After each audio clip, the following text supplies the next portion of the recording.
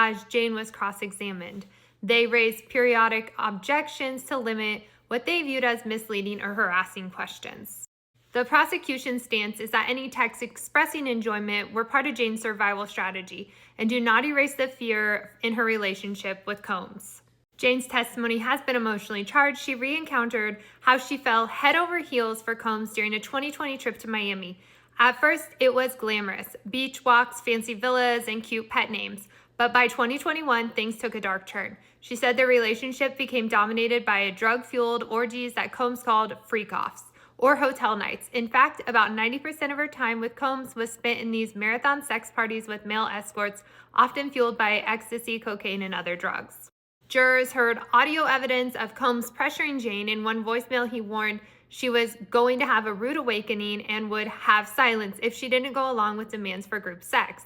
"I'm not going to be playing these games with you at all," Combs said in the message. Jane interpreted this to mean that if she didn't take care of him and keep him happy sexually, he'd cut off her financial support, a threat that left her feeling trapped.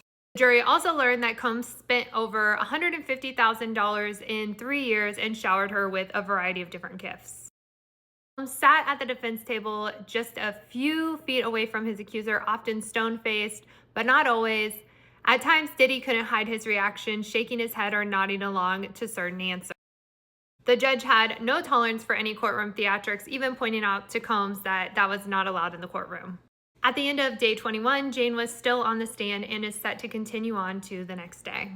This is the 5th week of testimony, and with Jane being the 3rd and final alleged victim named in this case, we could then see the defense begin calling their own witnesses or potentially even Combs himself. For now, Sean Combs remains in custody. He has been held without bail since his arrest last September and continues to plead not guilty on all charges, insisting through his lawyers that any sex was consensual and that he never ran a criminal enterprise. His legal team will get their turn soon to counter the prosecution's narrative. I'll make sure to be back with a recap of what happens in the next day of court.